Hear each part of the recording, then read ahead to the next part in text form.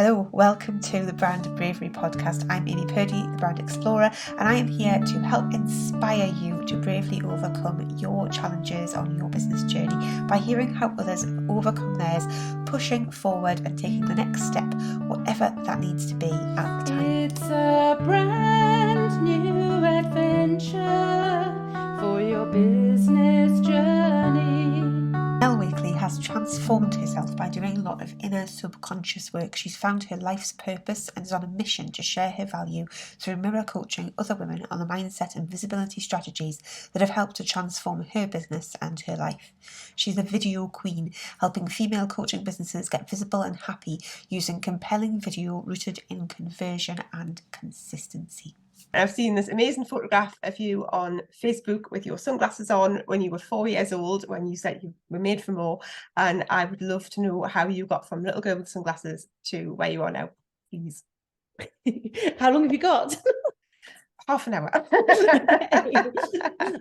don't know. I just feel like I think a lot of women in the entrepreneurial space feel like they've always been meant for more. And it's interesting actually, because when I first came into the online space, I was working with a coach called Andrea Callanan, and she said I was a high achiever, but actually I always felt like I was an underachiever. I always tried to find the quickest route to get to fame and fortune. And it was only recently when I realized I actually had to do the work that things really started to happen for me and my business started taking off. That my story, I don't know, I've got an interesting background. I have got 15 to 20 years in marketing and PR. I worked on some pretty famous campaigns, including the Gail Porter projection on the Houses of Parliament, which everyone knows and remembers. But we did things I worked with Minnie and loads of different brands. Yes, you've done loads of things. And then you were, well, I read that you were bullied at work, and then you took a year out to go and I was doing a multi-million-pound event for Covent Garden, and I had the worst boss. And I had a nervous breakdown, and I just said that was it. I think a lot of women in the entrepreneurial space have got that line in the sand moment, and that was mine. And I never looked back. I didn't go back into corporate after that. Yeah. Oh, I don't blame you, because it sounds awful. What was it like going around the world for a year? Amazing. Yes. Obviously. No kids then. So it was like just me and my husband. It was 2008. It was the recession, the massive recession that we had. So we just went, see ya. Yeah. And get away from all of that. Yeah, it was amazing. We went everywhere, apart from South America, actually, but most of the countries we've visited. Wow, really, that is amazing. That must have been one heck of a year. So then you came back from doing that and lived in Yorkshire for 6 months and set up an event experience agency. Did I say that right? So on my background is experiential marketing and events. So I really wanted to do marketing for those kind of companies. So I set up a consultancy, which meant I could be like a part-time mum, because I just had a child in 2010. My first boy was born, and so I had this amazing consultancy working with event agencies, and we had some brilliant times. And I upskilled. I upskilled with digital mums, which a lot of women did, because they're really amazing. They're still going around now, and I learned all about social media, and I kind of from 2016 I didn't really look back. And everything was amazing. It was a really successful boutique marketing agency, serving the events industry, doing their social media, PR, business developments. But then the pandemic hit. And who was the worst hit by the pandemic? The events industry. So it was really hard, really, really tough time. And I was like, do you know what? This is probably serendipity, because I'm in the slow lane. I'm in my comfort zone here. I'm not feeling being stretched. And I was like, that's when I pivoted and went, right, okay, online space. Yeah, and that's just a complete change around. And I can see even at this point where we've got up to the pandemic and you've done all of these amazing things that will have led you to what you can do now, and really brave things and really hard things. And the pandemic is obviously also really hard. And now you have a completely different business, but there is a lot of similarities between that, because you've carried the marketing through, and all of these things all lead up to that, don't they? Yeah, the big shift for me was working on my mindset. And I did quite a lot of story work, and I looked at like childhood trauma and the inner child wounds. And I didn't even realize that stuff was a thing, you know. I was the least woo person before I met Andrea Callanan. Like, I would have been like laughed in your face how I am now, I would have laughed in your face, literally. I was no way is that me. So how did that change then? What did she do to you to make you more change your into it, mind? and things happened, you know. And I was like, law of attraction and the universe has got your back. You sit there meditating and you're going to like manifest a hot tub. Yeah, right. And then, but I just got more into it, and things kept happening, and coincidences happened, and people came into my world which I would never have expected. And it was just, as soon as I stopped pushing and just surrendered and just said, let's just take the action. Obviously you need to take the action. You need to be intentional in what you're doing, but stop pushing so much. I've always been quite controlling, and I just let it go, and everything started to spin in my business. It's like you're sort of taking it a bit easier rather than letting everything be hard. You're just sort of going with it. Control everything, and always pushing, and always needing, and always like feeling a bit victim mode in your business. Do you know what I mean by that? You know, where you're blaming everybody else apart from yourself. I think it's the thing with women as well, that we when things aren't going right, rather than having a growth mindset about it, you kind of like, it's quite easy to fall into that trap of being the victim and not taking responsibility for yourself. And I think that was a big shift in my mindset when I started to take radical responsibility for myself. I love that, a radical responsibility. And again, that's quite a brave thing to do, isn't it? Because you can kind of, that whole victim thing, that's like the comfort zone, isn't it? Where you're like, it's not my fault. Everything's just happening. But if you sort of take responsibility for it, it's my family's fault. I mean, my husband still doesn't really understand what I do. He's not online at all. He's got no social media, and I don't think he even realizes the kind of woo stuff that I do now. I think he would laugh me out of the room, but anyway, it's quite funny. So you are the video queen, but you also have this mindset piece. So how do these two things fit together? Strategy. Woo and strategy. So a lot of my clients, when I first started teaching like video content strategy, were in the victim mindset basically, and they didn't want to do the work, and so they used to hide and do anything they could to not do the work. And I thought, right, it's the only way to get them to move from A to B and get results for my client is if we do the inner work and work on your mindset, because you need to ditch the visibility fears in order to stand in front of a camera and like sell your soul on Instagram.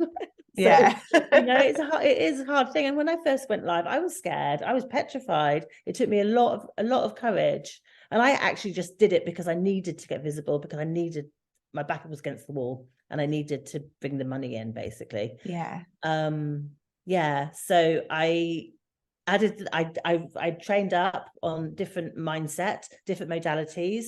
I trained with Nick Pigeon, which was her positive psychology coaching academy, and I did that last year, and I was 22, January 22 I did that. And then it kind of got me a little bit there, you know, but it was still quite surface stuff. I mean, there's so many amazing positive psychology like interventions that are all backed in science and are really, really good if you're very, very consistent in doing them.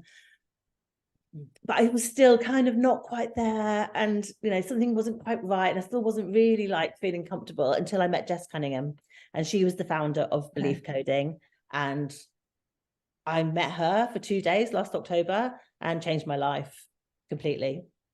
It's so what is belief coding then? Modality.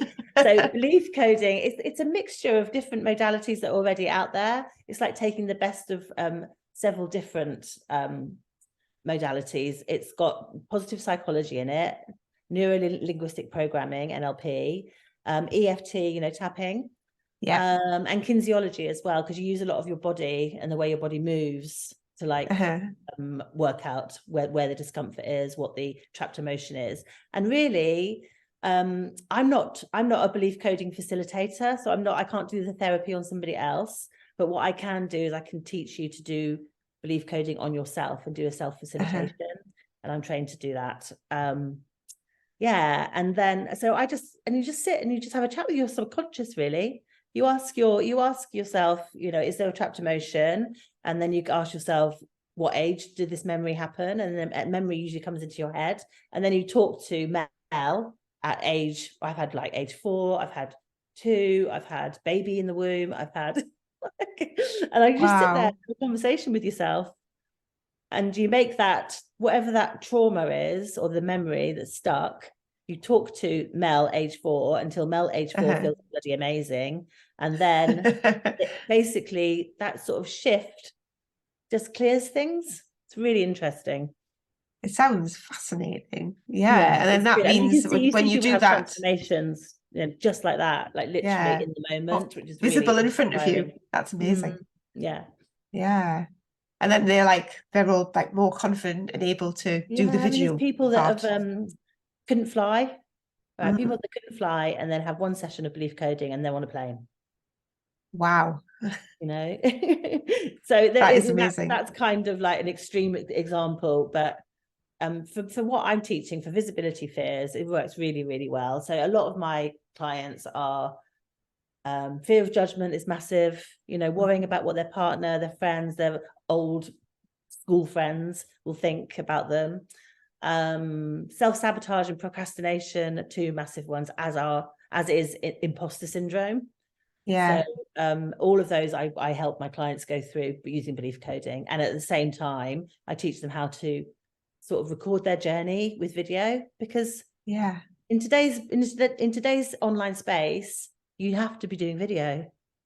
If you don't do video, I read on your Facebook earlier, it says that as a result of the pandemic, 85% of businesses will use video as a marketing tool. That's what you wrote. And I just thought, that seems right. Yeah. But but still people are so scared of it. Since the pandemic, everyone's attention span has just been reduced. And that's why short form video, 15 seconds or less, is just so, people love it. Love scrolling. Yeah, I can waste a lot of time doing it. Yes, I know. I get sucked. Well, not waste. It depends what it is, doesn't it? I know. I try and be really intentional, because otherwise you can lose your life to the scroll. Yeah, but it is what people are interested in watching. No, it is. Yeah, so if you can use that belief coding to shift all of those fears and get people confident enough to do that, that'll impact their businesses so much. Exactly. Yeah. So, that's brilliant. And I just think that's really fascinating. So I feel like we've talked about the belief coding a little bit. I don't know if there's anything else you want to say about that, but we could talk about short form video a bit too, because obviously that's pretty important, and you have an amazing freebie that you can share with everyone who's listening to this. Video ideas. Because I work with women. I tend to work with women like age 45 to 55 who have they've either come out of the corporate space because of the menopause sometimes, but they just can't hack it anymore, or they've just thought I can make more money online, but they come in and it's like all these millennials with like shiny white teeth and like glossy long hair and they're like shit. And then they feel really like overwhelmed, and they're like, I don't feel good enough, and they're comparing and all of those things that you do, and they just kind of stops them in their tracks. So the mindset work is really important, but as well as the confidence to use it, because we're not that Generation X, we weren't born with a phone in our hands. We didn't have the internet. When I first started working, I had like index cards, for my clients. I didn't even have a mobile phone. So, and we didn't have MS, we didn't have MSN Messenger, nothing. No, nothing. Yeah. So I am a millennial, but only just. I don't think I quite count. I'm a 1972 baby. Yeah. Are you a 1981 baby? 84. 84. But I feel like that doesn't quite count, because we didn't have the internet when I was little either. But you can come. It's all right. We'll let you in. So you think that the people who you work with, and you said 45 plus, they struggle a lot more than millennials? Yeah, I think they're not digitally native, so it's more alienating, and it's like they don't kind of get things instantly, so it all feels a bit like clunky, you know, trying to navigate through the apps. And I know, because I felt like that as well when I first came into the online space. I was like, what the hell's a reel? I mean, like, why am I doing this? What, it doesn't make any sense to me whatsoever. And trying to work out how to edit, and it's like, but I just persevered, and now I help women persevere. And some people are more natural at it than others. It's just about trusting yourself, really. And doing that work to become more confident. Exactly. And find it easier, because it is hard. It's really hard making videos when you first start making them, for definite. I mean, I remember the first time I made a video and I was in the house by myself. I was in the conservatory. There was nobody else there, and I threw up afterwards. And like, how ridiculous! There's nobody there. Oh my God. But you just get so nervous, don't you? But, I felt like that. I'm fine now. I still have fear around public speaking. I have fear about, I'm totally fine if I've got a screen in front of me. But if you put me in a room in a real live environment, I will not do that. Really scares me. So I've got to that's much harder. I need to do a speaking gig next.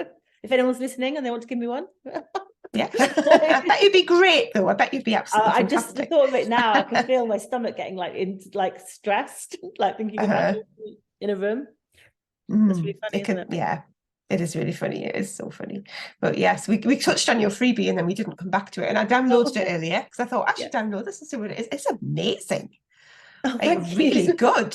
So, you know, sometimes you get freebies and you just like forget about them. This one I have bookmarked because I'm like, this is something I'm going to be able to come back to. Well, thank you, Amy. It's really nice good. So do you want to tell people what's in it that they can expect? Okay, so go and get it for? The inspiration for my freebie came from lots of my clients. When you've got brain fog in the menopause days, which can be from anything from, mine started at 43, so you can be like in your early 40s.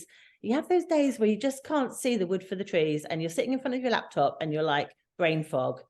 What the hell am I going to post about? And that's where the inspiration came from. So when you're feeling like that, and you're feeling like the creative juices have run out and you're lacking inspiration, this is a really nice piece of content, tool, should I say, that you can look through and choose an idea that works for your brand. And it's all designed for like service-based businesses, because that's who I work with. So there's like 50 ideas for reels, 50 ideas for reels and TikToks, lives and stories. You cover everything. You can't possibly get stuck, and you can go and have a look at that amazing list and see all the things that are available. That is brilliant, and it is a really good freebie, so people can go and get that, and the link is in the show notes, so they can go and do that. So you are going to share 3 hacks with us for doing video quickly, which sounds like something we could all benefit from, because sometimes it just feels like it eats up your life. One thing that everyone says is that it's a time suck. Doing video is a time suck, and it doesn't have to be. So I wanted two of the ideas that I've got are saving you time, and one is just my vanity. So number one is what we call B-roll. You might, and that's a PR term, broadcast roll it stands for. People are starting to use that term in the online space now, and it basically means while you're sitting working at your desk, you just have your ring light set up with your phone in there, and you just record like half an hour. I'm doing that now. Oh, amazing. Gold star. So, or if you're going for a walk or going for a run, or I don't know, going on the escalators at Warren Street Station in London the other day. All those little bits of content you can use without any audio. You can add trending audio to it, which will help you reach more people other than your followers. And you can also just speed it up and just put text over the top. So it's really good kind of easy content to have a bank of that. So just get used to doing video selfies all the time. Number 2, if you like a filter, which I do, I use Kylie, Brittany and Kylie. I use the Kylie version, obviously, because Brittany's one's got massive eyelashes, and that's really not me. If you do like to use a filter, try and use the same one across your platforms, so you look the same across your platforms. So I tend to record everything in Instagram, because that's where the filter I like is, and then download it and upload it to other platforms. So that's my main platform. So that's quite a good tip. But you can be brave and not use one as well. That's cool too. And then the next one is photos. You've got tons and tons of photos. One of my best performing pieces of content recently was the one you were talking about at the beginning, which is just photos of me through my journey. which I've done a voiceover over the top, and they make a video, photos into video. So effective. Yeah. Yeah. And on TikTok, it's really big at the moment because they've just allowed you to start doing like carousel posts, but with music and video with photos, and they're really popular. They're doing really well. So don't kind of think it has to be video all the time. It doesn't have to be. You just have to think about how to animate it and bring it to life. Yeah, which you can do so easily in Canva as well, can't you? With all those yeah, I mean, in Canva animations. Well, you can use stock footage as well. Yeah. Stock video footage. So yeah, lots of things you can do in Canva, definitely. I think we got extra tips there. That's awesome. Thank you. Because I think again, it's just so handy to be able to do things fast, and we're all so busy. So that's fantastic. So if anybody wants to know more about you, which they should do after listening to this, where do they go to find out more? Best to find me on Instagram or on TikTok, and it's at Mel Wakely, MELWAKELY. Brilliant. Both of those links will, of course, be in the show notes, along with the one for the freebie. And that's been fantastic. Thank you so much. Thank you for having me. It's been a pleasure. Thank you.